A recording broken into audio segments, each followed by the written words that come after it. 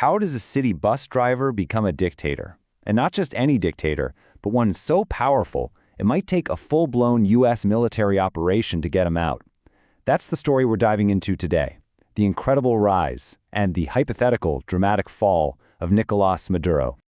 All right, let's set the scene. It's Caracas, Venezuela. The date? January 3rd, 2026. It's just after 2 a.m., dead of night. And inside his presidential palace, Nicolas Maduro is fast asleep. He's convinced he's totally untouchable. But, well, he's about to find out just how wrong he is. Yeah, we're jumping right into the thick of it. We're talking about a secret raid on a place called Fort Tuna.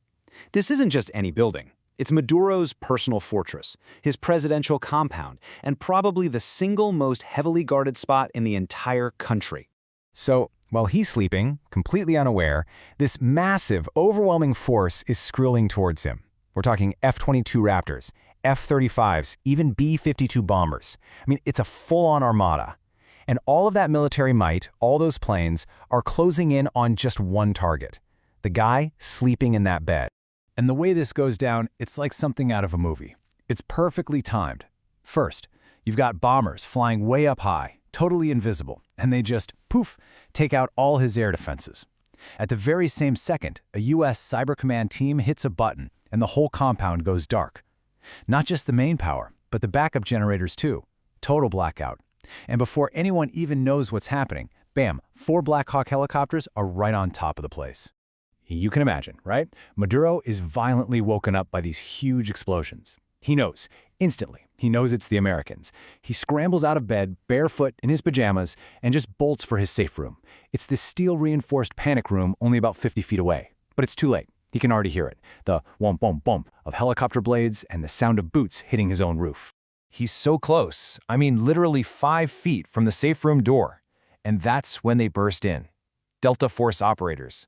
One of them just slams into him, tackles him right onto the marble floor.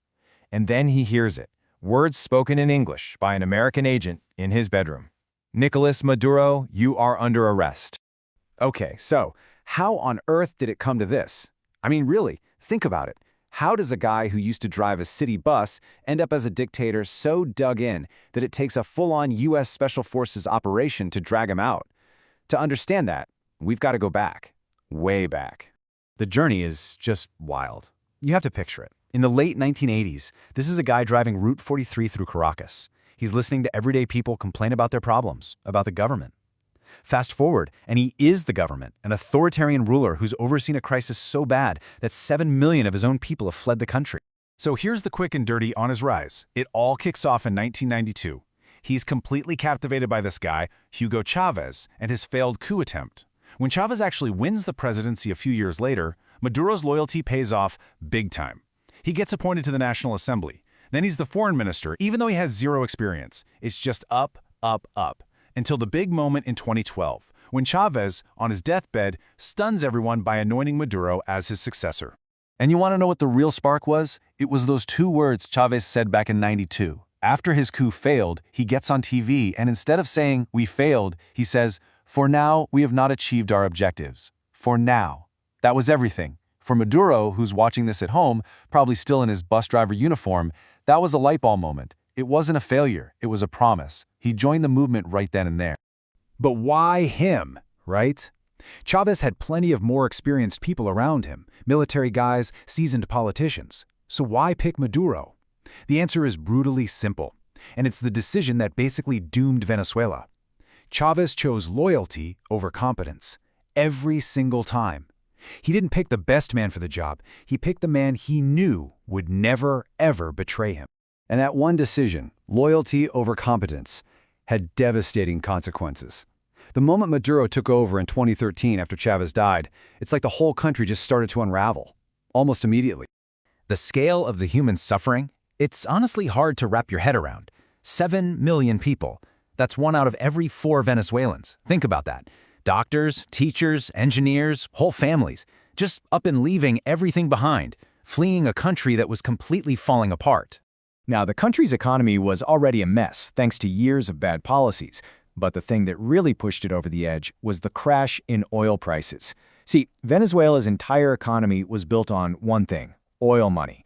So when the price of oil tanked, the entire country went with it. Suddenly, supermarkets were empty, you couldn't find basic medicine, the lights went out.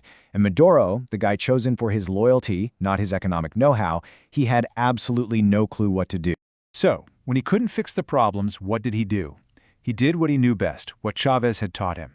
He focused on one thing and one thing only: staying in power. He had a playbook. Step 1, blame America for everything. Step 2, crush any protests with deadly force. Step 3, throw your political opponents in jail. And when the opposition actually won the election for the legislature, no problem. He just created a whole new fake legislature and filled it with his buddies. And all of this leads us to the breaking point, the final straw, the presidential election on July 28, 2024. For the first time in a long, long time, the opposition wasn't fractured. They all rallied behind one guy. And suddenly there was this feeling in the air, a real sense that things could actually change. And this time the opposition came ready. They weren't going to let him get away with anything. They had people at the polling stations, and they collected the actual physical vote tally sheets from over 85% of the country. The proof was right there, on paper, undeniable. Their guy, Edmundo Gonzalez, had won in a landslide. We're talking 67% of the vote. But then, midnight rolls around, and Maduro's government gets on TV and announces the quote-unquote official results. And guess what? They say Maduro won with 51%. They didn't show any proof, no data, nothing. They just blamed a cyber attack. It was so obvious, so blatant. Just a complete and total theft of an election in plain sight. So naturally, people poured into the streets. They were furious. They were holding up copies of the actual vote tallies showing proof that their votes were stolen. Maduro's response? It was swift and it was brutal. His security forces just opened fire on the crowds. 25 people were killed, and they arrested almost 1,800 more, a lot of them just teenagers, who they then charged with terrorism. Unbelievable. And that was it. That was the point of no return. The stolen election, followed by that incredibly violent crackdown, that was the final straw. Back in Washington, a top-secret plan with the codename Absolute Resolve was officially a go. Now, you gotta understand, this wasn't some impulsive thing. It was a slow, deliberate squeeze that played out over months. First, a CIA team slipped into the country to put eyes on Maduro 24/7. Then, a massive U.S. aircraft carrier strike group, the USS Gerald R. Ford, just parks itself right off the coast.